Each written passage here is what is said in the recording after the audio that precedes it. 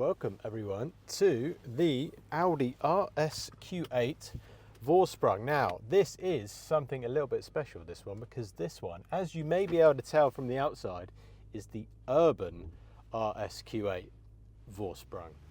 So what have we got? We have got the pretty much infamous twin turbocharged 4-litre V8 petrol engine from the VAG group.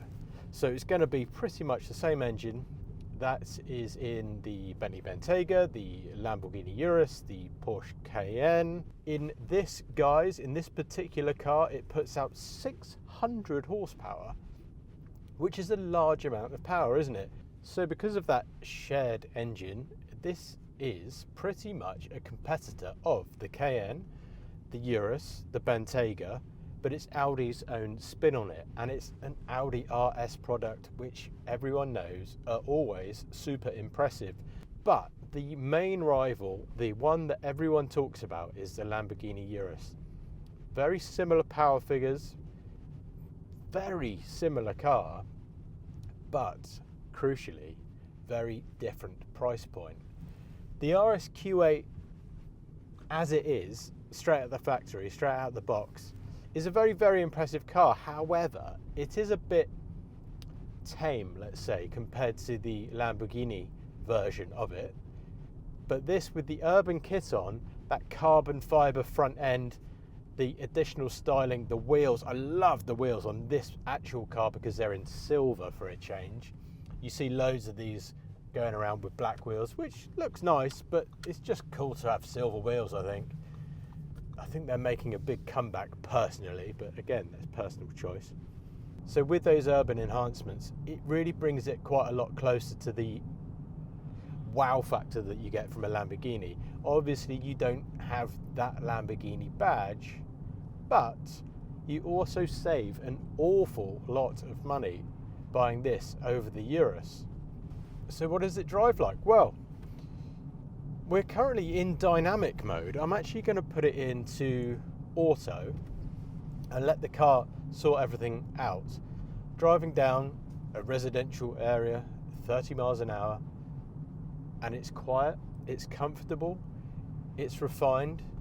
We're going over some pretty bad roads here. This is England after all, and it's very, very comfortable. You know, it is as comfortable as pretty much any modern 2.5 ton SUV, 2.3 tons actually, if you're weight watching. But with 600 horsepower on tap, it means at the poke of your right toe, you can make this car change its personality quite dramatically. Like this. Blimey! Whoa! That actually caught me off guard, actually. That really goes some. Let's open the window. I mean, it's not that loud, this car. I'll be honest with you. It's not, you're not hearing, listen.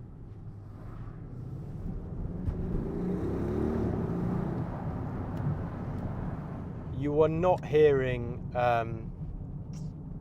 a huge amount of V8 noise. It's a very nice noise, but it doesn't infiltrate the cabin in the way something like, I don't know, a Range Rover SVR did once upon a time. That really made itself known. This just waffles along.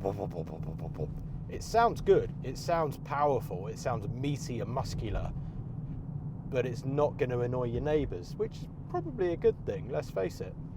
Of course, being an Audi, you also get Audi's legendary Quattro 4-wheel drive system, which means you can pretty much plant your foot and deploy all 600 horses, and it just copes with it in any conditions. It can be rainy, it can be snowy, it can be icy, it can be sunny, and the car just goes. It just picks up and disappears into the sunset. It's a really impressive 4-wheel drive system.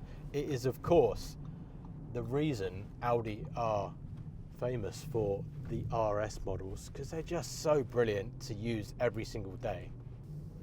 So I suppose the question is, which car would you buy from this, what would you call it, a quadrant of rivals?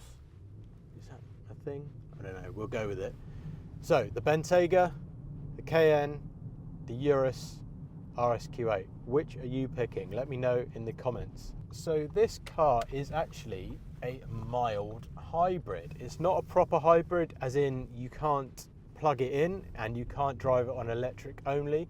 It's a 48 volt system, which allows that system to run very complicated things like the anti-roll system, which on a car this big and heavy and fast is crucial, and I've got to say it does do a very good job.